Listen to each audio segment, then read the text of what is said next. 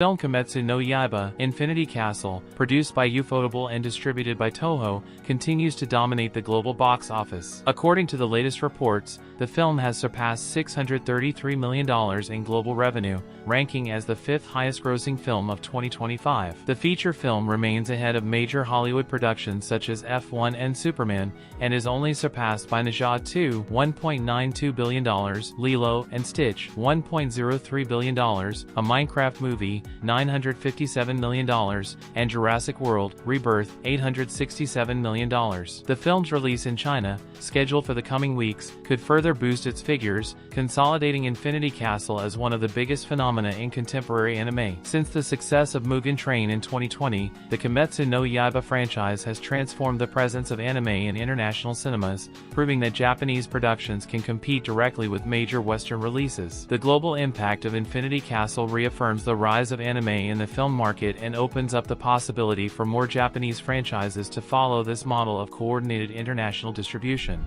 On October 13, 2025, author Reiji Miyajima, creator of the manga Kanojo Okarishimasu, responded on social media to a comment criticizing the length of his work after it reached 42 volumes, equaling the number published by Dragon Ball. A Twitter user wrote, "I can't help but feel sad about the decline of this country when I see that the number of volumes of Kanokari has already equaled that of Dragon Ball," referring to the fact that, while Goku saved the world in that number of volumes, Kanzuya has not yet managed to win over Chizuru. Miyajima responded humorously, "The characters just didn't do what I wanted them to do, and before I knew it, the story had reached so many volumes." The author's reaction surprised fans, as he rarely responds to criticism of his work. However, the exchange reignited the debate about the length of the manga, which despite divided opinions, remains one of the most successful and profitable romantic comedies of recent years, with multiple anime seasons and solid sales in Japan. The original author of Solo Leveling, Chugong, explained in an interview with leaders that Solo Leveling, Ragnarok should not be considered a direct continuation of the main story,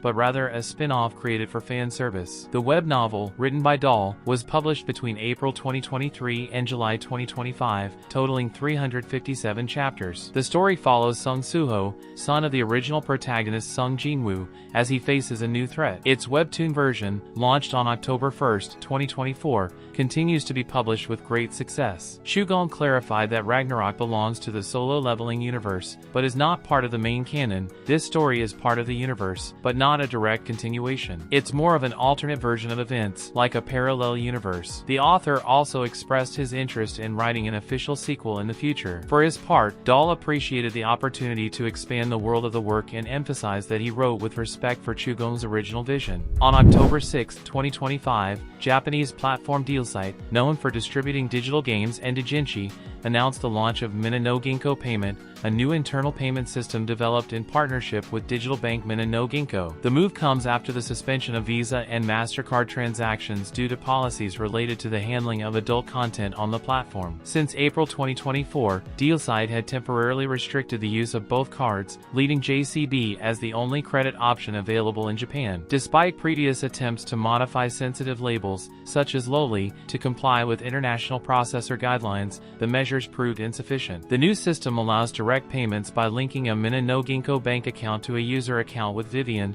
DLsite's parent company, eliminating the need for foreign intermediaries. In addition, rewards and discounts will be offered to those who use the method, although it will only be available within Japan. Similar initiatives have already been seen in the sector. In 2022, the Skeb platform launched its own cryptocurrency, Skebcoin, to avoid international payment restrictions. The official website for the anime adaptation of Dorohedoro, a manga written and illustrated by Q Hayashida, confirmed that its new season will premiere in spring 2026. Along with the announcement, a new promotional image was revealed showing the main characters and confirming its simultaneous worldwide broadcast. The production team for the anime adaptation of the light novels Majutsu-shi Kunon wa Mieteiru, written by Yumike's Minamino, announced that the series will premiere in January 2026. Along with the news, a new teaser was released introducing the main cast and production team. The official website for the anime adaptation of the Helmode light novels revealed the first promotional trailer on October 14, 2025,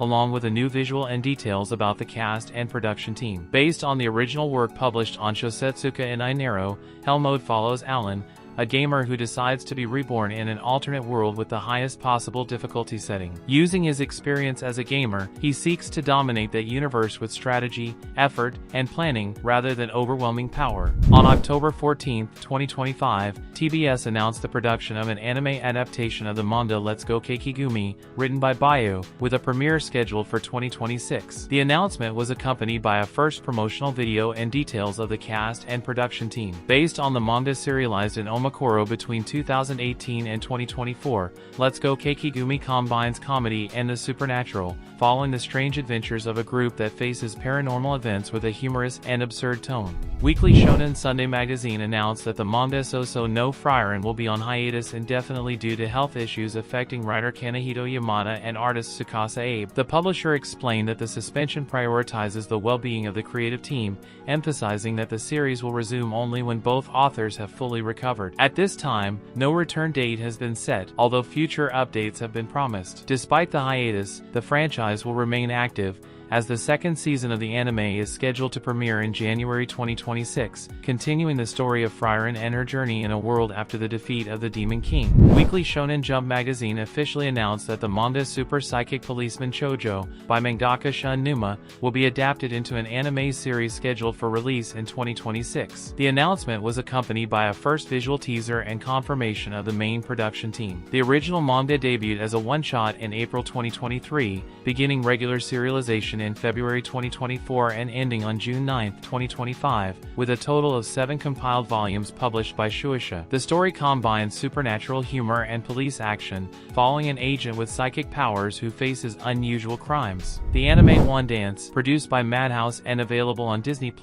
drew criticism for the poor quality of its 3D animation. The series, directed by Michiya Kato and based on the manga by Coffee, follows Kaboku, a reserved student who discovers dance thanks to Hikari Wanda, a young woman passionate about hip-hop. The main source of controversy was the CGI dance sequences, considered outdated and unexpressive, which contrasts with the visual style of the rest of the anime. On social media, viewers pointed out that the animation ruins the experience in a series focused on dance. Madhouse, known for titles such as Sousou no Frieren and Overlord, now faces criticism over the technical execution of this project. Although the narrative and designs maintain the studio's characteristic style, the 3D scenes were compared to MMD-level animations, considered obsolete. The future of Wandance will depend on the upcoming episodes and whether the studio manages to improve the animation of the dance sequences to regain the audience's trust. Japanese hotel chain Toyoko announced its new service, supporting your ashi activities. Overnight with Plushie plan, aimed at otaku travelers who want to accommodate their favorite stuffed animals during their stays. The plan includes a bed, pillow, and special pajamas for stuffed animals,